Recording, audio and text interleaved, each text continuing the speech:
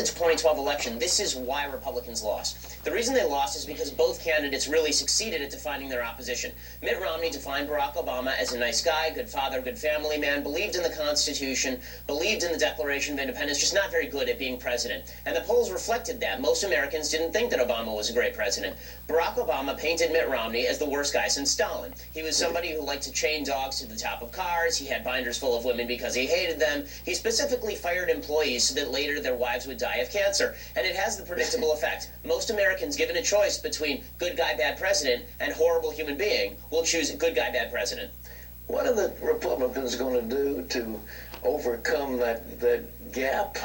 They seem unable to formulate an appropriate response. I think they have to stop arguing policy. You can't argue policy with people who are uncivil. Civilians continue conventions. Once you step out of uniform, it no longer applies. Republicans need to do, as President Obama suggested, they need to punch back twice as hard. Wow, man. Wow.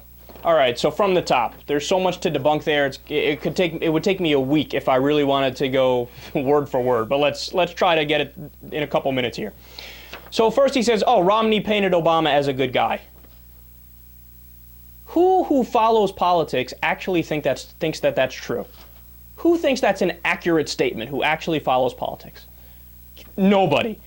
He attacked him for everything. He's un-American. He's a redistributionist. Remember Benghazi, the whole Benghazi situation. Mitt Romney, most people forgot about this. Mitt Romney called a press conference after Americans were killed at Benghazi the next day before Barack Obama got to speak. So he tried to politicize the attack directly after it happened. That guy's painting Barack Obama as a nice guy, a good man? No, he attacked him for everything under the sun. They made stuff up when they attacked him. I mean, the Jeep ad, I think that got Lie of the Year from PolitiFact. It was just pulled out of thin air. It was pants on fire lie. They said, oh yeah, Obama wants to send all the American jobs for Jeep to China or something. No, that's incorrect. That guy's treating Barack Obama nicely? He's treating him like he's a good guy? What planet are you on, dude?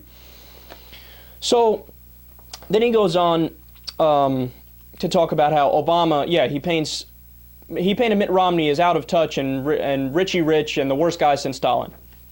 Yeah, but why was Obama able to do that successfully? Because Mitt Romney was incredibly out of touch, and he was Richie Rich. Now, Obama didn't go as far as to try to paint him like he's Stalin or Hitler or something like that, but he did paint him as like Thurston Howell III. Why? Because he was like Thurston Howell III. Dude, he has a car elevator. The dude has a car elevator. Come on, I'm not having this conversation. And he said that thing in front of blue-collar workers. Oh, yeah, my wife drives a couple of Cadillacs. Yes, I have so much money. He would have been the richest president in American history. He was responsible for leveraged buyouts. Remember when his whole Wall Street passed?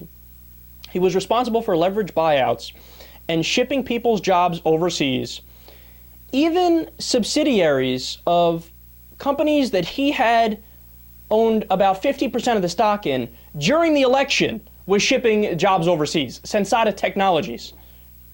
I mean, how can you let that happen? The workers were begging Romney too. You're running for president. Here, use us as a political stepping stone. Say you're going to save our jobs. Help us out. Nope, he didn't do it. That's why Obama was able to paint him as out of touch and a dick, because he was out of touch and a dick. He painted himself that way. And then my favorite part of it is when he says, Republicans need to stop arguing policy and nuance, and they need to start getting tough. Republicans haven't argued policy in decades. The answer to everything is cut taxes for the rich, deregulate, and start more wars. That's the only thing I hear from them, ever. This is, I mean, the most anti-empirical, dogmatic, faith-based beliefs that are coming out of his mouth. And everything he's saying just isn't the case in the real world. And, I mean, just my last point on this. He really is trying to say Republicans are civil and they need to stop being civil. But thinking Republicans are civil, I mean, remember the attacks? He's a Muslim, he's a socialist, he's a Kenyan, he's a Maoist. He's not a real American. Death panels, death panels, death panels. They want to kill you. This isn't healthcare reform. They want to kill your grandmother. There's been more filibusters under this Congress than any Congress ever. Yeah, man, those Republicans are real civil. And those Democrats, they're the bullies. God, you don't know anything.